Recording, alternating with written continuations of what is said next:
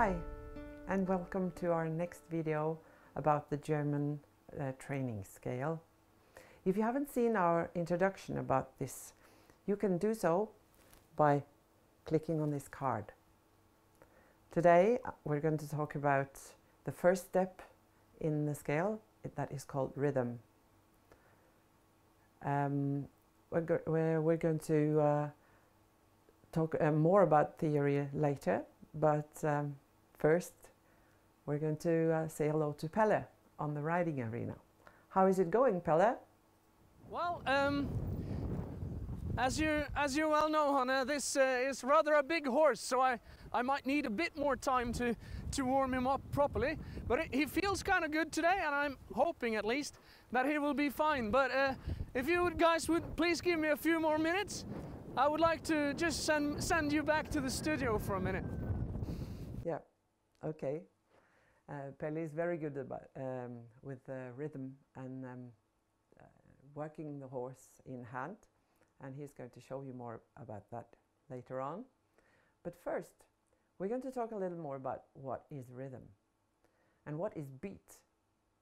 And often when we have theory lessons, when we have clinics, I ask people about the training scale. Have you heard about the training scale? And people say yes, yes. And what is the first step? And they say rhythm. And I say, what is rhythm? And they're like, and it's a good thing to talk a little more in detail, more technically about what is rhythm, because then it's easier to understand how it's important, what we're looking for, and why is this the first step in the training scale. That is sort of the fundament that we are building the whole training on. And that's so that it's really important to talk and understand a lot about the rhythm. And for those of you who have played an instrument or are singing and know a little about music, you know that rhythm and beat is a very fundamental part in music.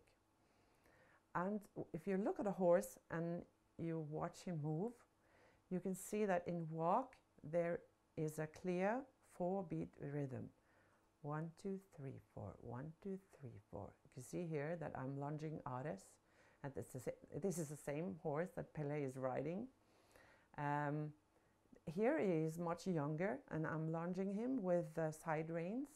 And the reason why I'm using side reins is that then I can control his back movement better and guide him to use his body in a better way, so that he can understand how to use get into a better rhythm.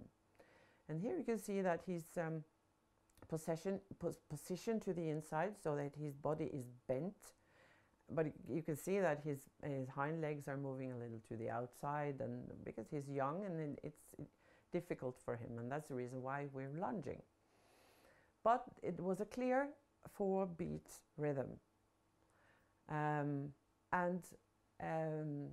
When it comes to trot, it's supposed to be a clear 2-beat rhythm, where the diagonal, you know, the inside hind leg and the outside front leg is touching the ground at the same time.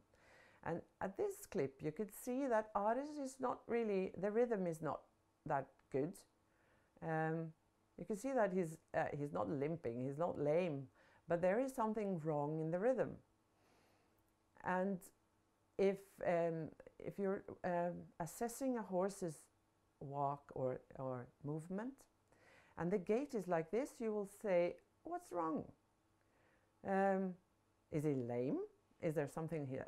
Is he sore in one foot? No. And when you found out that he isn't, then you can find, you can check, is he stiff somewhere?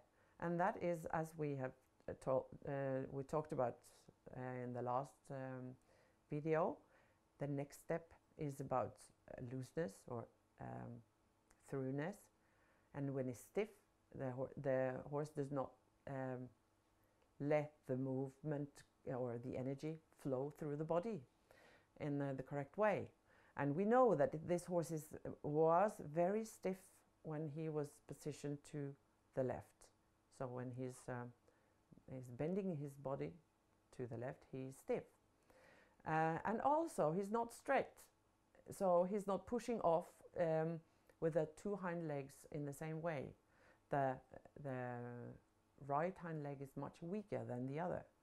So that is another step in the training scale. So that's going to make it more interesting to watch the other movies later.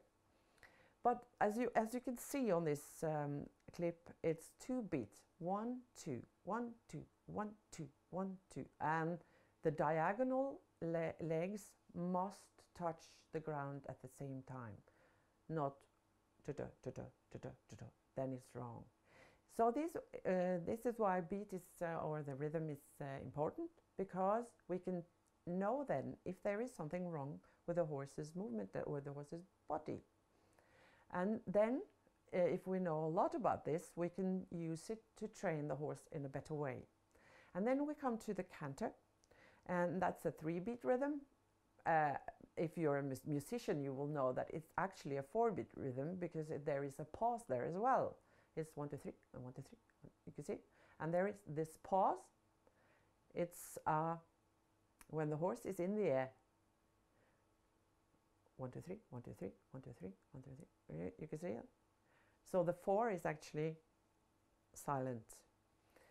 And when you're watching the horse move like this, you know that when, for instance, when the diagonal, you see that the inside hind leg and the outside front leg is touching the ground at the same time. That is the diagonal. Diagonal pair of hooves that needs to touch the ground at the same time. And if the horse becomes like with 4 beat in the canter, when it says da da da da da da da da da da da da, then there is something wrong with the back of the horse or the hind legs, and then we have to find out. And here I'm lunging the horse with just one side rein. That is because I'm asking him to stretch his outside, the whole outside of his top line, and to lift his withers. So you can see it in all these lunging movies that I'm using different kinds of side reins, and there is a reason for that, but we're going to talk more about that later. And now we're going to look at some still pictures. When we're talking about rhythm and beat, and when we're trying to learn to see what kind of problems a horse has, it's easier when we are using still pictures, because then you could study the different angles of the horse and where the legs are and where the head is, and those are really important. And here in this picture we could see Pelle is riding Aphrodite, and she is the mother of Ares actually, so that is a charming fun fact for you. She is here trotting along and with her head in the air, but as many of you will know, there is a rule that you would like to look for that the nose of the horse is in front of the vertical of the head, and that the poll, that is the area of the neck that is right behind the ears, that the poll should be the highest point of the neck, and that the legs should be parallel, that the forearm, that is the area of the leg of the horse between the elbow and the carpal joint, the forearm, and the hind cannon of the diagonal leg. Those must always be parallel in trot. And if you look at that, it's okay here as well. All those things are okay, but you can see that it doesn't look very beautiful. And often you could trust your gut feeling when something looks really beautiful. You're often right. So let's look at another picture of Pelle and Aphrodite. And here you can see that it's parallel. The poll is the highest point, and the nose is in front of the vertical, but it looks ugly. That is because the back is not engaged. The back is down, and you can see that her tummy is really low, and she looks like a nag. If you look at the next picture of Pelle and Afro, it looks beautiful, more beautiful at least. And then now also the nose is in front of the vertical, the poll is at the highest point, and the legs are parallel. But now the back is engaging. You can see that the back is straight. And this is so important when it comes to the rhythm of the horse. So it's not just the beat that you could hear or the footfall of the gait, but also how the horse is sort of positioning its body. I think it's important for riders to train their eyes to watch, first watch still pictures, and then afterwards watch videos. Here you can see me, and this is wrong.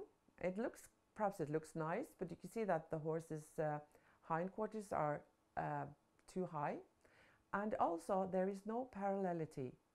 The hind leg is open, or the hindquarters are open. The stifle is too far back, and the hind cannon is not parallel to the forearm. And this is something that you often see in competition riding, and that is many people criticize this kind of riding because it's wrong, and it is. So I'm not proud of this picture, but it's something that happens all the time. So we should never be criticizing each other so harshly because we do things that are not perfect. That is important to remember. And let's see, look at another picture. Here is Pelle and Ares. And here you can see an interesting, another thing that is interesting to watch when you watch still pictures.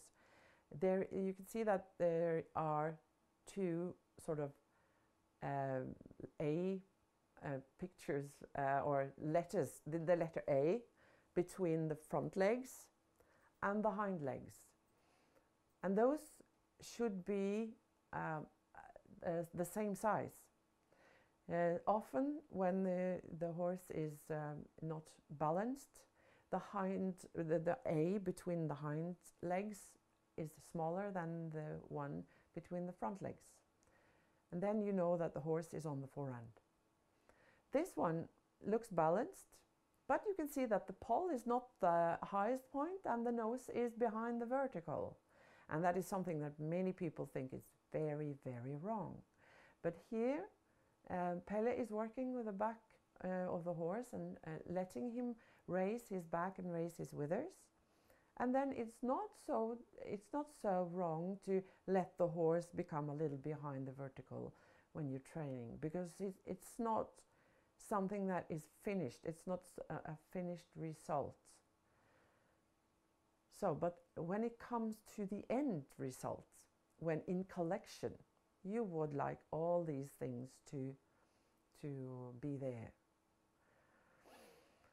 So now we're going to go to the riding arena again and see if Pelle has something to say about how to start with a hind leg and what happens to the rhythm then. Are you there, Pelle? Thank you, Hanne. We're back in the wind in the riding arena. I still got this big boy Ares with me. We're going to try and see now how the beat and the rhythm are interconnected, and how when we increase one of the other aspects of the training scales, we quite often can lose or change the rhythm and the beat. What I'm going to try and show is how when the hind legs carry a bit more weight, you can see a difference up here, I hope. When they carry more weight, that will change the beat so that or it'll change, not the beat, it'll change the rhythm. So you can hear that there's more, it'll be difficult to hear now, but when you're riding, you can hear that the hind hooves are easier to hear and the front hooves become sort of lighter on in their step. All right, so what we're going to try and do now is to get the hind legs under, and we're going to start with the inside hind, because at the walk we want to start with one hind leg, and it's easier to reach the inside one from here. And then it's going to be this leg, and then the other hind leg, the off hind leg, and then the off front leg. He's square enough, I think. Maybe he will square up even better. Good boy. We'll move this one forward. Good boy. Then this one, the other, and the other. Good boy. He did perfectly, didn't he? All right.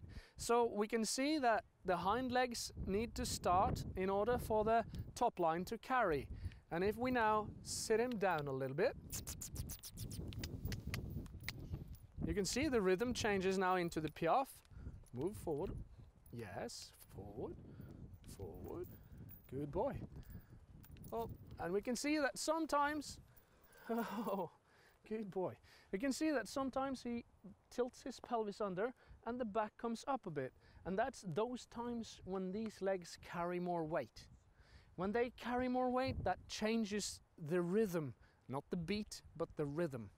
If the beat changes as well, as it did now into the piaffe, for instance, it means that the horse isn't precise enough, or maybe even the guy working the horse isn't quite precise enough to get the horse to work the way in the correct rhythm with that amount of energy. So that's all from the arena for now. Back to the studio. Okay, I hope you enjoyed our little video about rhythm. When we do clinics, we often do a theory lesson in between riding sessions to get a better understanding of our riding and how and why the horse moves as it does. And we often would like to do more of that to help our students to understand more what is happening. And we're actually going to do a streaming session for you, so you could watch more like the things that we've done right now, looking at pictures, looking at videos, and explaining more about what's happening. And then you could, if you join in, and in that session, you could ask us questions and send in questions to us that we could answer on the fly. So I'm going to read here now because I don't remember all these details, but it starts at Wednesday, the 11th of May at 7 p.m. Central European Time, and it lasts for about an hour. The link for this online theory lessons is in the video description, and the price is only 40 Norwegian kroner, or about €4. So that's an affordable price, we think. So if you have any questions or suggestions from today's video, please let us know in the comments, or go to Facebook or Twitter and find us there. You should also subscribe to this channel so you don't miss out on our next video, because we're now going to make more videos and more about the training scale, but also on other stuff. So it's going to be interesting, I promise. Thanks for watching, and see you next time.